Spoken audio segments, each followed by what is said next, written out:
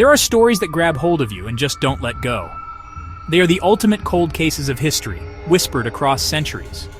Of all these legends, one name stands above the rest: Atlantis.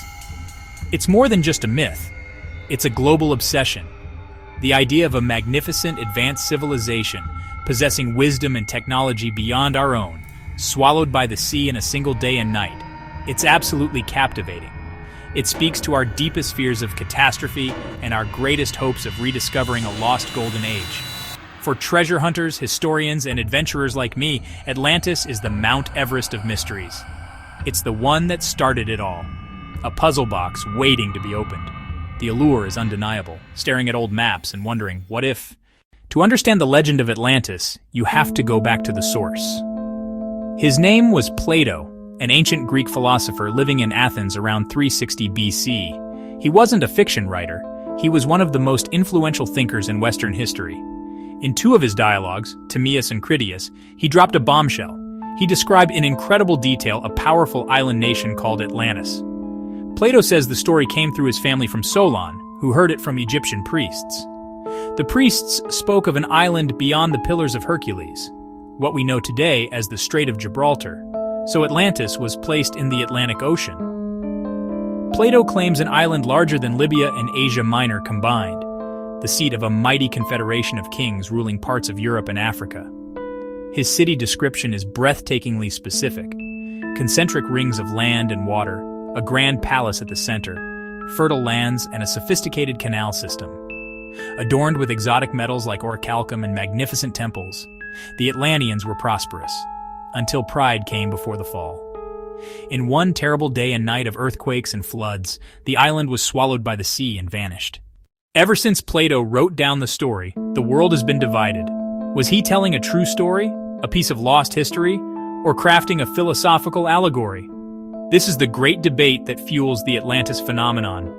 On one side are the believers, literalists who think Plato recorded a real, advanced civilization, noting specific details like orichalcum and geographic pins.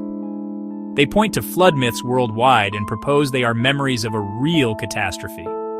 On the other side are skeptics, mainstream archaeologists, geologists, and historians who largely reject Atlantis as historical.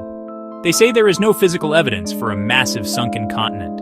Ocean mapping reveals plate tectonics, mountain ranges, and abyssal plains, but no submerged landmass the size Plato described. Skeptics argue Plato used Atlantis as a literary device, a thought experiment to illustrate the dangers of hubris and to glorify Athens. He needed a non-Greek enemy and had creative freedom, so searching for Atlantis can feel like hunting for the Shire, a place that may only have existed in an author's imagination. The debate over Atlantis has never been purely academic. It has inspired countless explorers to put on their gear, charter boats, and dive into the unknown.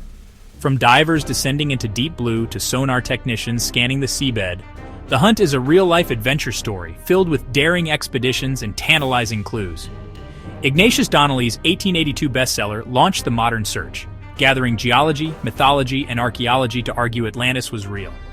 In 1968, a diver found the Bimini Road, linear stone formations some call man-made. Many claimed Atlantis. Scientists largely call it beach rock, a natural formation. Searches haven't been limited to the Atlantic. Theories have pointed to Doggerland in the North Sea and ice-free Antarctica, and credible searches in the Mediterranean.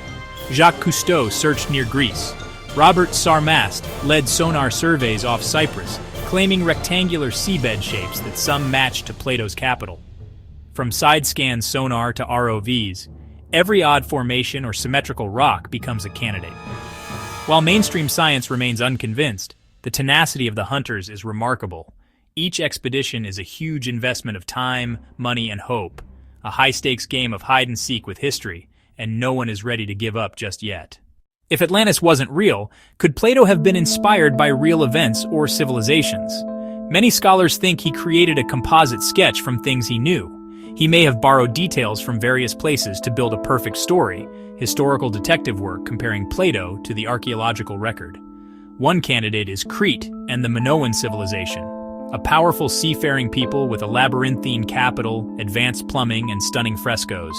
They had trade networks, a strong navy, art, and prosperity. Parallels to Plato's description are striking. Another candidate is Tartessos, a wealthy port near the Pillars of Hercules, famed for metal wealth that vanished from records around the 6th century BC, Plato could also have been crafting a narrative parallel to imperial powers like Persia, a non-Greek enemy to highlight Athenian virtue. By blending elements of Minoans, Tartessos, and foreign empires, Plato could have crafted a story that felt both fantastical and strangely familiar to his audience. Of all the theories connecting Atlantis to real events, one stands out as scientifically plausible. Not a sunken continent, but a cataclysmic island, Thera, now Santorini. Around 1600 BC, a volcano on Thera erupted with almost unimaginable force, one of the largest in human history, triggering shockwaves, ash clouds, and tsunamis.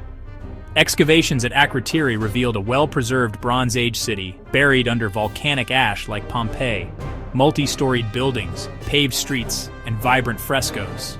The eruption would have devastated nearby Crete, tsunamis, ash fallout ruining crops and fleets, potentially crippling the Minoan world. A weakened Minoan civilization could have been conquered or faded, and the memory of this catastrophe could have passed through oral tradition and temple records. Over generations, details exaggerate. An island in the Aegean could become a continent in the Atlantic. Timescales stretch and locations shift. The Thera eruption theory doesn't prove Atlantis, but it offers a powerful, real-world inspiration for Plato's tale: a mighty island empire, mastery of the sea, and a sudden, violent end. One challenge is squaring Plato's detailed description with modern science, like trying to navigate with a memory-drawn map. Plato says Atlantis sank in a single day and night. Geologically, that's implausible for a continent-sized landmass. Plate tectonics operate over millions of years. Oceanographers have mapped the Atlantic seafloor in detail: mid-Atlantic ridge, abyssal plains, seamounts, but no lost continent. The geology simply doesn't support Plato's literal Atlantis beyond Gibraltar. That's a major hurdle for literalist theories. Plato's concentric ring city is unusual, but not impossible. Natural circular formations like the Reichstadt structure have been proposed, though most geologists call them natural domes. And what about orichalcum, mountain copper? Some finds, brass-like ingots, hint Plato may have used exotic materials to give his tale verisimilitude. In short, modern science hasn't produced the smoking gun, no continent, no perfect match for the city, and no definitive archaeological site that fulfills every element of Plato's narrative. So if the scientific evidence is stacked against it, why are we still obsessed?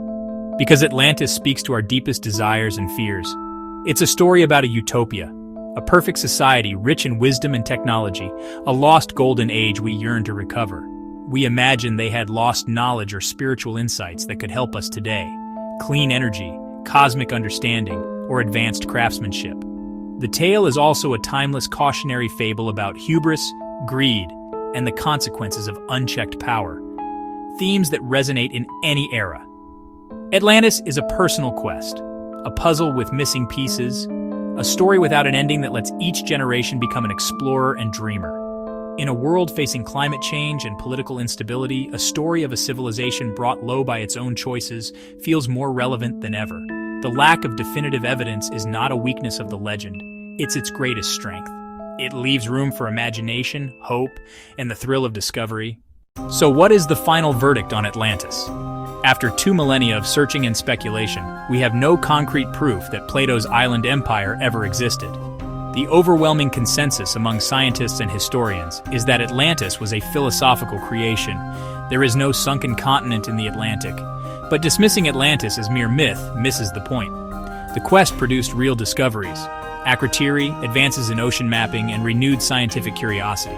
Myths are vessels for hopes, fears, and aspirations.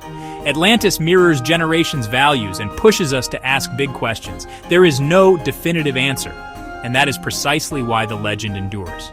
The story of Atlantis makes us look at a map and ask, what if? The quest is always worth undertaking. Thank you for joining this search. Keep wondering, keep exploring.